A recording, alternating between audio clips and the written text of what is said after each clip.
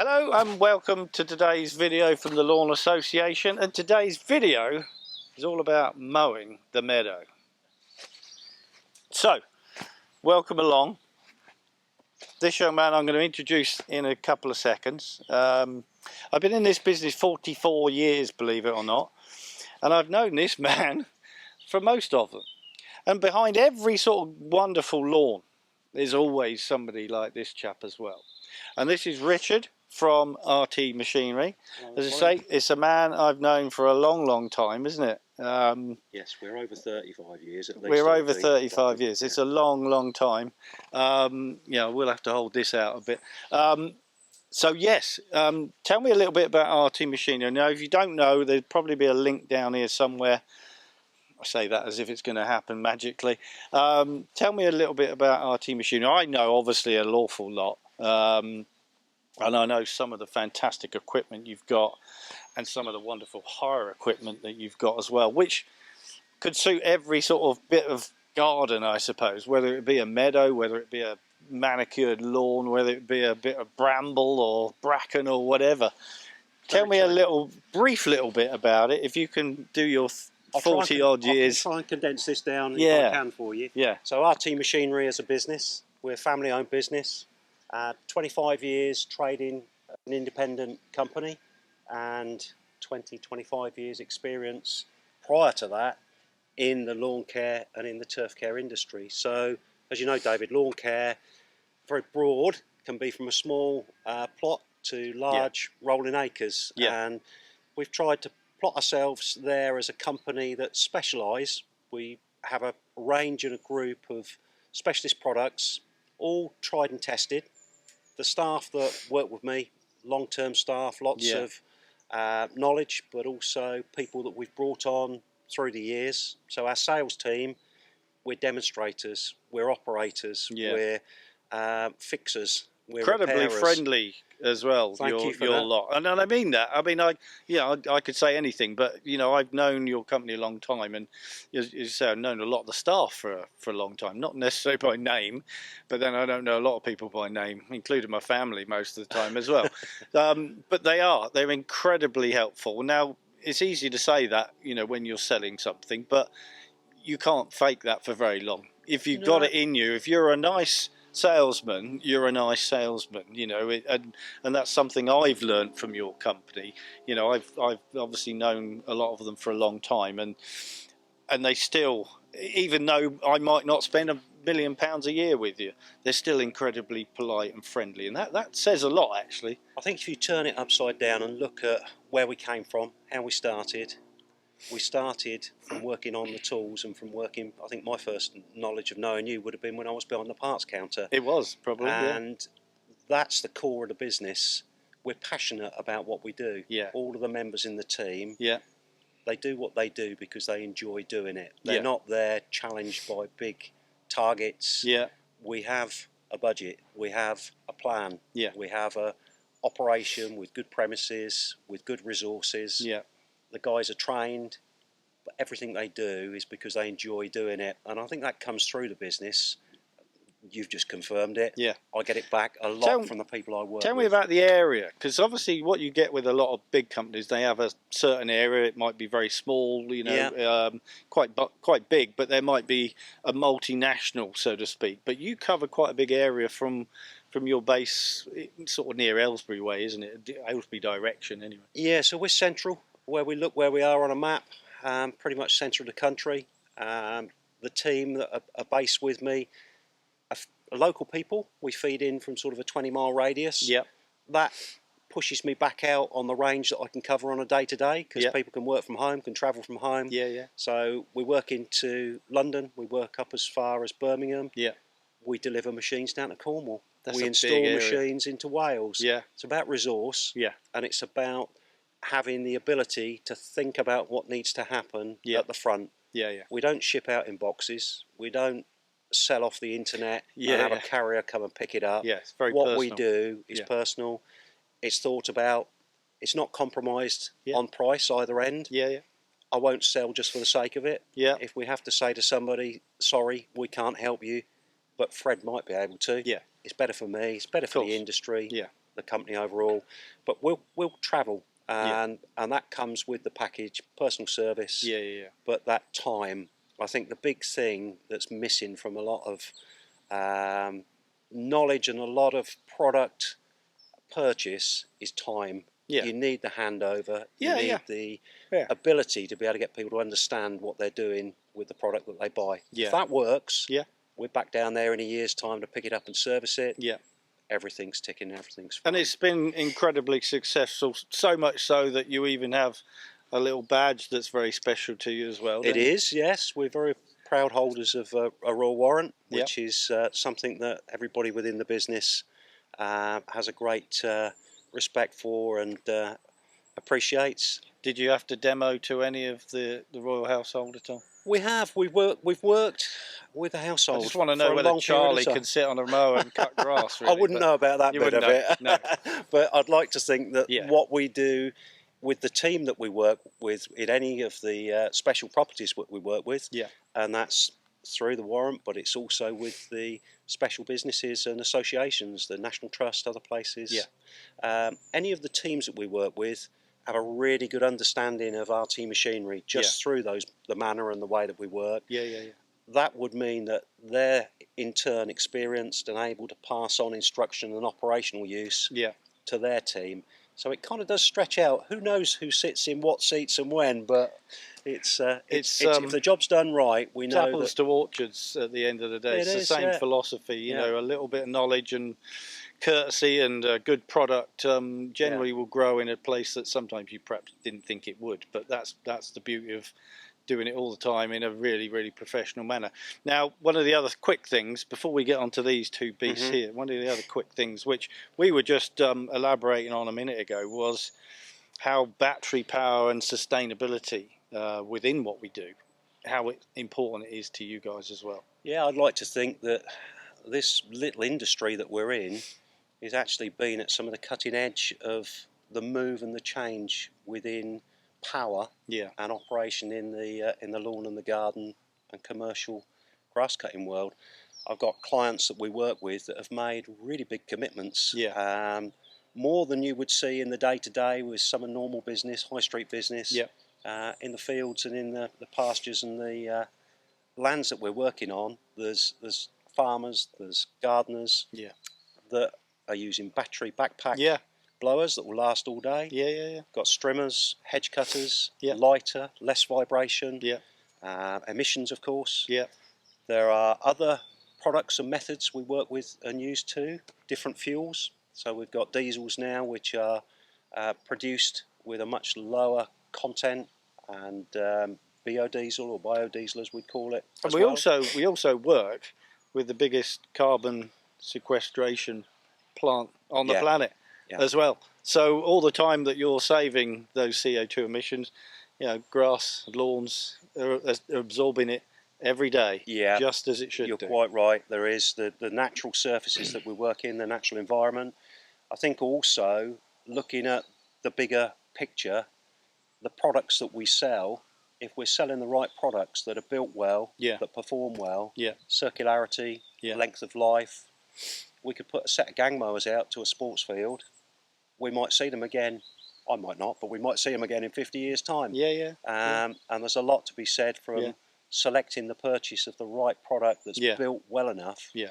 to think of sustainability in the Yeah. bigger picture as well. Yeah. So different fuels, different processes of operation, the cycle and the movement, where's it come from, how did it get here, Yeah. where's its next life going to be. Yeah. Sustainability is a big part of what we do. Of course. And one of the things that we've done here at Lawn Association headquarters is try and grow a meadow. And one of the things that we've struggled with is the type of grass we've got. It's incredibly competitive, I suppose. Yeah. It grows this way, it's stoloniferous, so it grows all across the UK. But in a meadow environment, it's not great because it creeps too much and stops the germination. Last year, we ran out of time last year to chop it down purely because of the wet weather. It's almost like that now. But you've come along today with two bits of beefy very beefy looking bits of kit to give us a hand to try and get it down and see what it comes up like. So give me a very quick, before we sort of fire on with them, give me a quick understanding what these two actually are. So I think really we ought to think about the cutting types of what we've got with the machines we've got here initially. So we've got a flail mower, so that's working at the crop, cutting the crop through from the top down the stem as it comes through, pulling up from the bottom, pulverising and mulching as it goes. So that's kind of the get over and get the job done application type of unit. We've also brought a rotary machine. The rotary machine is cutting more in the bottom of the stem, and that's more for cutting the product and moving it. Okay. As we hit it, we're pushing, particularly with this machine, the Etesia machine, we're only touching the grass once as we hit it. We're hitting it at the bottom and we're pushing it through with the open aperture straight into the box. Yeah. So the principle and method of that, in the right conditions, is that we take the crop away with us as we work. Yeah. Might take a little bit more work, a bit more time, but it's going to allow us to collect and remove some of the material as we go. This one is going to mulch fine enough to break the material down and leave a good even distribution. And we could do a flail mower in a pedestrian. We've got pedestrian wheeled, we've got pedestrian tracked. They're all relative to the power from the engine to the size of the flail, so all will work equally as well in what we're doing. In the rotary, we can do it with a rotary cut and collect in a very well designed machine such as the Etesia here, or we can do it with a rotary in a ride-on brush cutter or a walk-behind brush cutter. Now these are very good apparently for cutting in wet. I mean, I've not used many Etesias, but it's the one that every time somebody talks about an Etesia, it's how well it cuts in the wet. It's almost to the point where I don't believe it, but I do believe it, because not everybody can be wrong.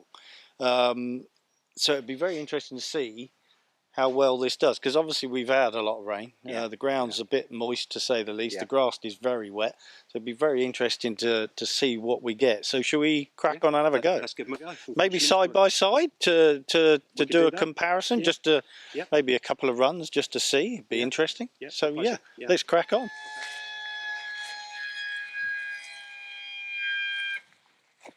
Wow. So that flail system, you can see the easy access on that.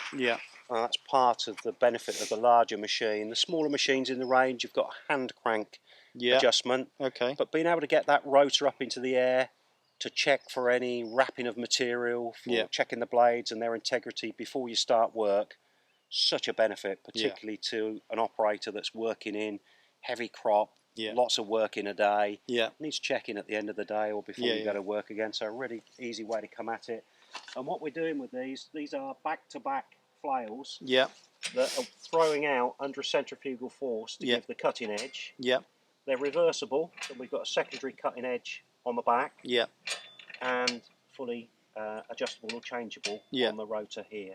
So that's the business end of the and they just system. overlap basically to give you a full cut, don't they? Just fraction the overlap. In effect, we've got a straight edge rotating cutting made up by the centrifugal force and the overlapping of the flails around the rotor.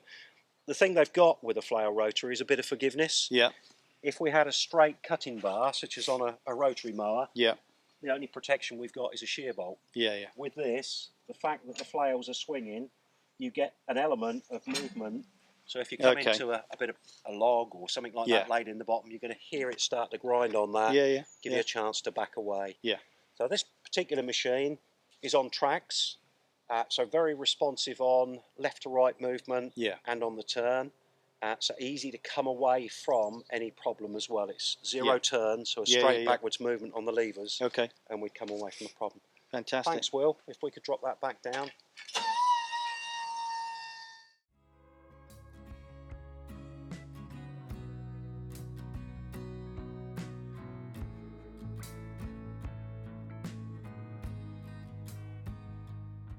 Now, we just stepped away a little bit, one because it's very, very noisy, but the object today, you can get a flail, scarifier type machine, very, very big and heavy, to chop this all down in one go, which would actually allow you a seed bed, if you like.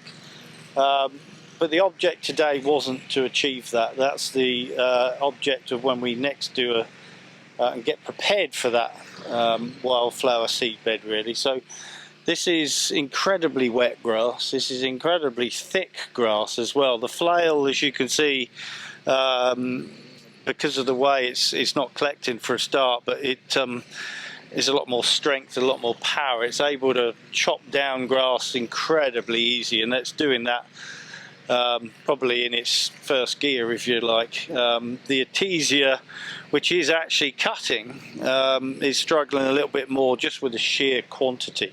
As I say, there's a twofold idea behind this. First is to chop it down. The way it's growing again at the moment, by probably January, February, it'll be another foot long. So hopefully with some other mowers we can keep on top of it then. And then the idea would be to help vernalise the soil in early spring, perhaps January, February time, where we make some soil contact, get a little bit more of the debris out the bottom so that the wildflower can get in and have a chance before the grass starts to really grow again.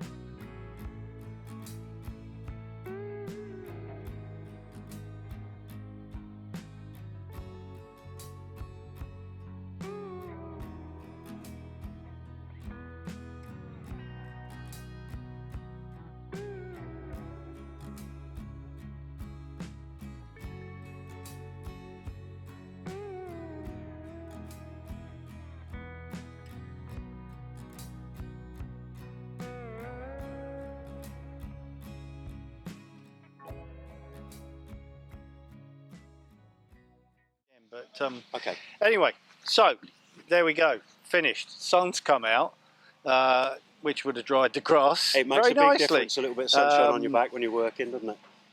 Now, give me your opinion on what you thought about them, and then I'll give you mine. So to start with, we were challenged, very wet as we know, Yep. lots of density in the bottom. Yep. The two systems, there was one that was always going to work and process the material well, and that's the flail unit. Yeah. And I feel that we've gone over the ground very well with that, covered and worked our way through the material. Using the Etesia and the rotary system, I have the capability.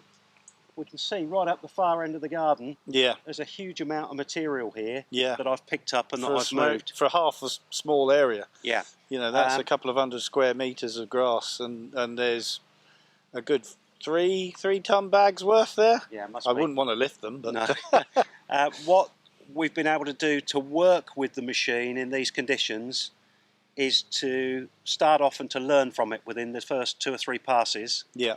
I worked out that the density, the moisture was too much all in one pass. Yeah. So by quartering down or coming down to a third of the width of the cut, Yeah. I was able to keep air moving with the grass. Yeah, many people wouldn't do that. No, but it's a little bit of hair and That's tortoise. 30, 40 years of knowledge. Yeah, slowly over the top, by just reducing that amount of material going in, I kept up my forward pace, and I've been able to pick up and clear over the area Yeah.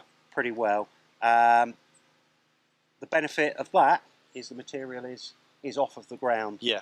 The two together, the ease of use and the motion and the movement of the material, the flail could save the day. There's always a different machine for the or a machine for the right type of job that you're looking to do. Yeah. One thing that we spoke about earlier on camera up there was the fact that this is a twofold thing. You know, the timing and everything that we're trying to do within what we're trying to film, so to speak, for this Meadow or potential meadow, is that we wanted it chopped down this time.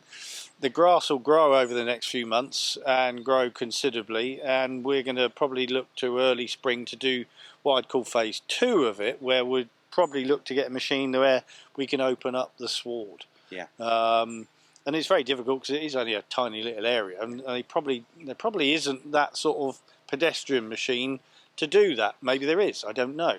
But what you can see with this job, from what I can see, this one done an absolutely incredible finish. I mean, I have to say, the flail was the right machine just about for this, I would say. Yeah. The Etesia actually done an amazing job, better than I actually anticipated. I thought it would block up very, very quickly, but your knowledge, obviously, of not overlapping too far meant that it actually still collected, which I was surprised by. So that's done an equally good job, but this one, you know, this is probably an 8 out of 10. That one's a 7.5. It's pretty blooming close, actually, isn't it? Both cracking machines. I think you've got to think with the Etesia, it's and this is the Etesia Hydro 100 as we call it. Yeah. It's an all-rounder. It's going to mow your lawn. You can see the pathway that I've tidied up and cut through the middle as we finished off. It cuts and collects lush grass superbly. It picks up leaves superbly. What it also does is allows you to have a machine that, with a little bit of time and understanding how it works, to cope with and to cut your annual growth, your meadow growth. So I'm very much an all-rounder. The flail system allows you to have a dedicated machine that you know you can tackle this with year in, year out, whatever stage, whatever level you need to go at it with. Both can work in a lawn environment, whether you're a private individual or contractor as well. That's something. I mean, you know, for a contractor, these sort of machine build quality. Well, that's a very good point, actually, David, because affordability has got to come into this as well. And you touched at the beginning on hire. That's a solution and answer for some people, but affordability as well. The process of the flail that we used, we can do that with a very strong walk-behind machine. And we can be a third of the cost of the stand-on ride-on machine. So from an affordability point of view, a nice walk-behind flail will give you just the same results. It's going to take you a little bit longer. Of course. But it's going to do the job and it's going to give you the same results. Come up and start to think about the big picture, about everything you want to do in the garden. And we've got products that will tackle all of it. So it's kind of a nice overlap between the two. They both got an incredibly good purpose about them. The Orec is Japanese, you say?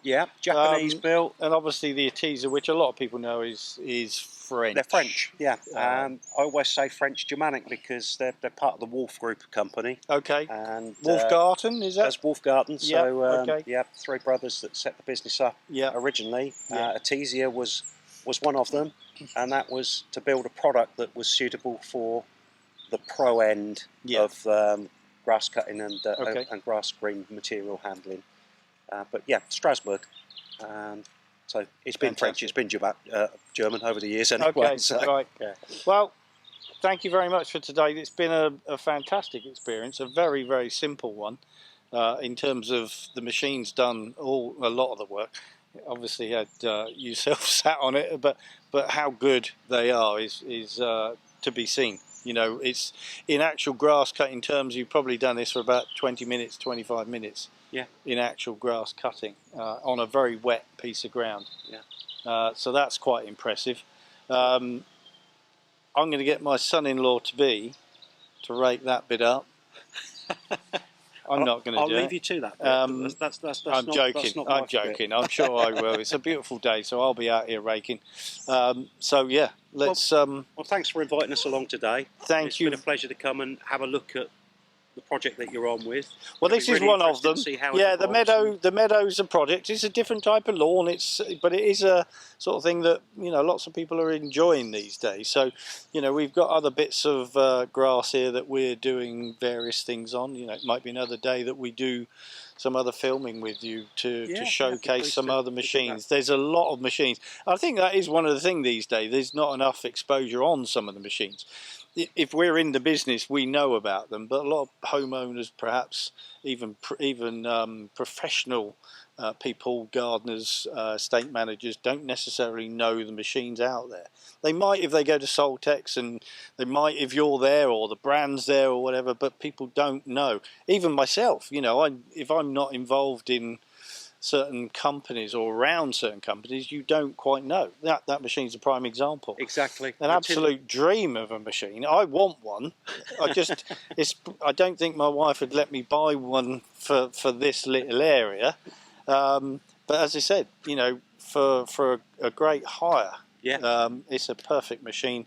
I would have loved to have done it. But Will's a far better operator than me anyway, probably. So, yeah, thank you very much. That's right, David. RT Thank Machinery, if you haven't checked them out, hopefully there'll be a link below. And we'll see you very soon with another little project, and we'll certainly do an update on this when we do the next piece of work on it. Thanks, David. Thank you. Thank you.